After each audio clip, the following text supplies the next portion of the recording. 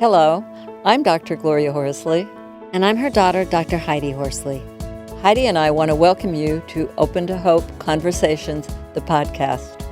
We believe that the greatest gift you can give yourself after a loss is hope, using this moment to connect with others who have not only survived but thrived.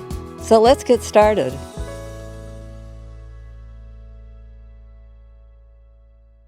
Welcome to the Open to Hope show. I'm your host, Dr. Gloria Horsley, with my daughter and co-host, Dr. Heidi Horsley.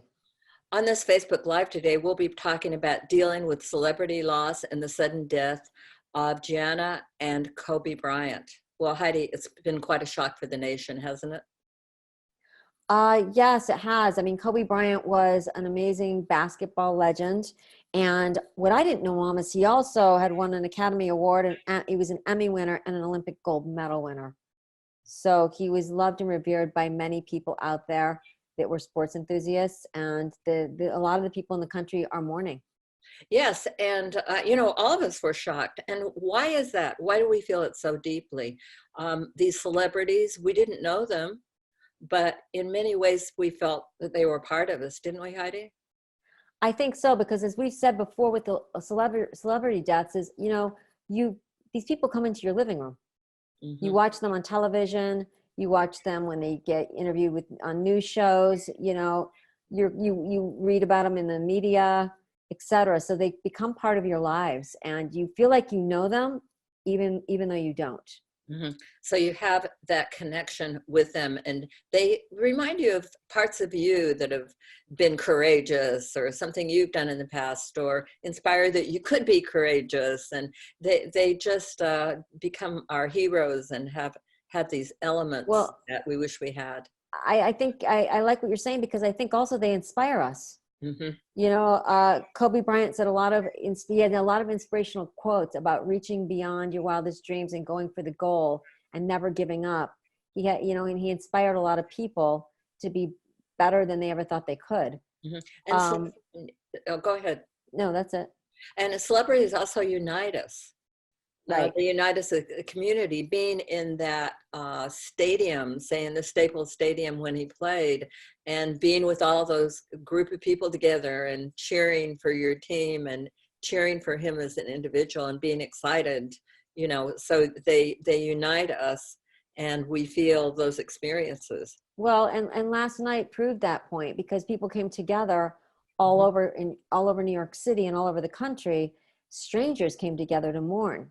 Yes, they united us you think of being united at the Staples Stadium, but think of how many people are united, 350 million people in the United States, and not everyone watches basketball, or in the world. I'm sure it's not just the United States, there are other countries where they love basketball.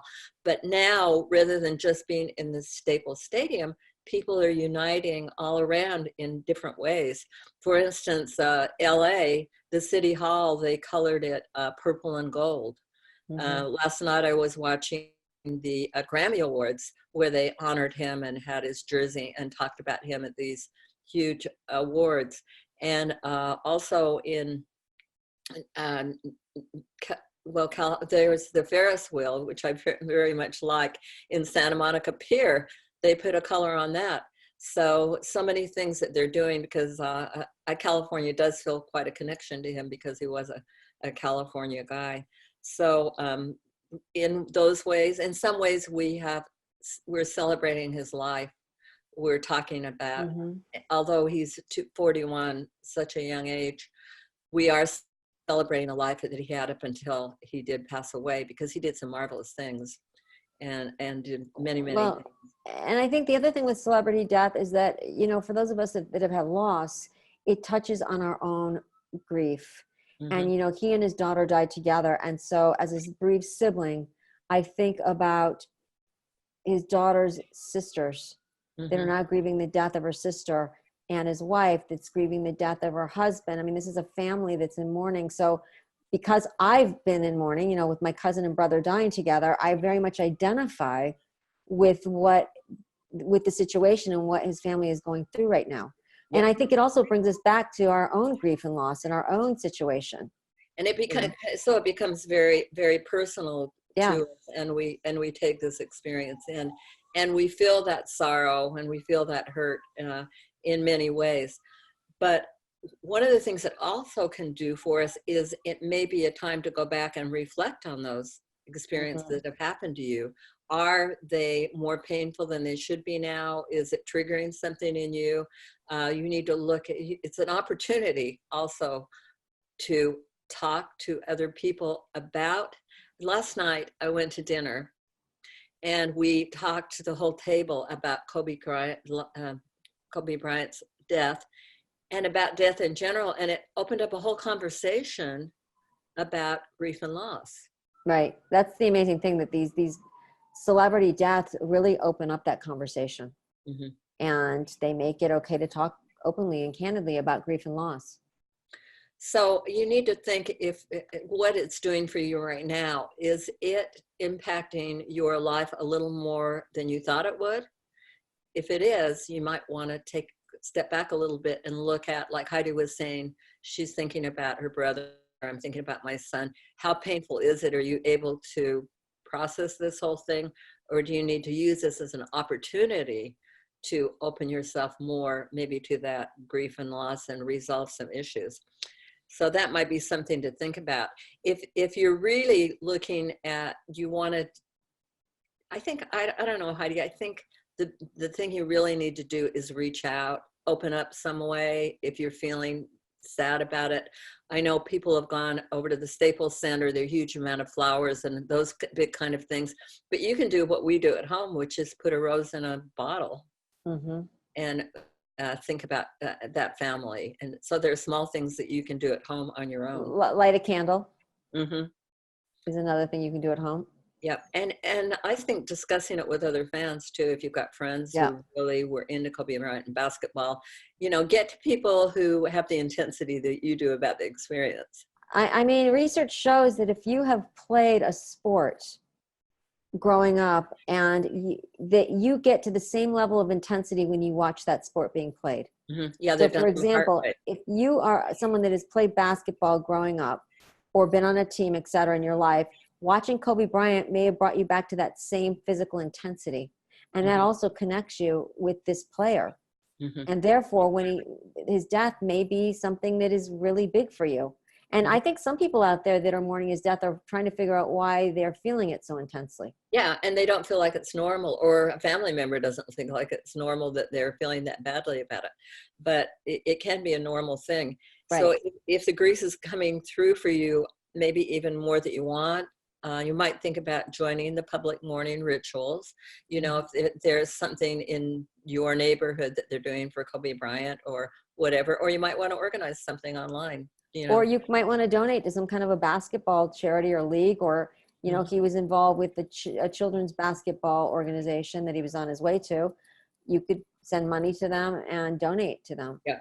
Another thing you can do is share your thoughts and feelings and tributes in social media. And one of the things I want to give you today is the New York Times has a website, California, just CA Today, at nytimes.com. So that's CA Today at nytimes.com. And they're asking people to share their memories for the New York Times website. Wow. So I love this. The other thing is, my Facebook and Instagram feeds are just loaded with Kobe Bryant memorials today. So, you could put one up, you could, support those with your friends and make comments, et cetera, read people's comments and put up your own post. Yeah. And another thing you might want to do that you might not have thought of is you can actually write a letter to a celebrity's family telling them how much you cared about the family member. I like that one. You could probably send it to the Lakers, to their address, and they probably get it to the family. Or go online to their site and say something online. Right. And write a letter and tell them how much they meant to you. And you can also just journal it yourself about how much, and maybe share it with other family members. So I think it's important to see celebrity mourning as a stepping stone for yourself. It may be something where you can look at your past loss or learn about grief and loss. It may also be a safe way to express your own grief. Mm-hmm. So I will express my grief for Kobe Bryant because the grief that I have for maybe my sibling dying is too painful for me to deal with right now.